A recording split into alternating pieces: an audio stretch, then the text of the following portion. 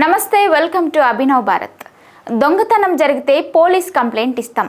అదే పోలీస్ స్టేషన్లోనే దొంగలు పడితే అక్కడ అదే జరిగింది. అలాగని అదేమీ మారుమూల ప్రాంతం కాదు.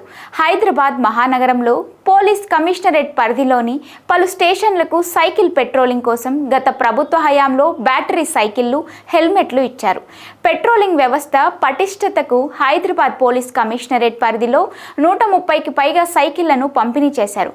ఒక్కో సైకిల్కు helmet, first aid kit, man pack, lathi, siren, LED light, water బాటిళ్లతో కూడిన కిట్ను కూడా అందజేశారు. కార్లు వెళ్లలేని ప్రాంతాల్లో బైకులు, సైకిళ్ల మీదుగా వెళ్లి బస్తీ, గల్లీల్లో పెట్రోలింగ్ నిర్వహిస్తారు. సౌత్ జోన్లోని ఠాణాలకు 13, సెంట్రల్కు 24, వెస్ట్ జోన్కు 20, ట్రాఫిక్ ఠాణాలకు 50, ఎస్బీకి 19, సిపి కార్యాలయానికి 9 సైకిళ్లను అందజేశారు. ఆ తర్వాత చైనా నుంచి కూడా సైకిళ్లను తెచ్చి సిబ్బందికి ఇచ్చారు. అయితే ఇందులో కొన్ని పాడైపోయాయి కూడా. ప్రభుత్వం మారింది, అధికారులు మారుతూ వచ్చారు. ఆ క్రమంలోనే చాలా సైకిళ్లు ఠాణాల నుంచి మాయమవుతూ వచ్చాయి. మామూలుగా పనిచేయని సైకిళ్లను సిటీ ఆర్మర్డ్ రిజర్వ్ ఫోర్స్డ్ హెడ్ క్వార్టర్స్కు తరలిస్తుంటారు.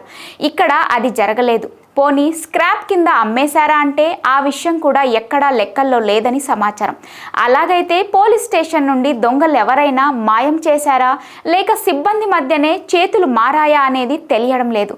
మొత్తానికి సైకిళ్ళు అయితే కనిపించడం లేదు. కారణాలు ఏమైనా సరే డిపార్ట్మెంట్కి మాత్రం ఇది తలదించుకోవాల్సిన విషయమే అంటున్నారు పబ్లిక్. నాయకులారా, మీ పనితనం మీ అధినాయకులకు తెలియజేయాలనుకుంటున్నారు. ప్రజలారా, మీ సమస్యలను మీ నాయకులకు తెలియజేయాలనుకుంటున్నారు. ప్రజా సమస్యల పరిష్కార వేదిక మీ అభినవ్ భారత్.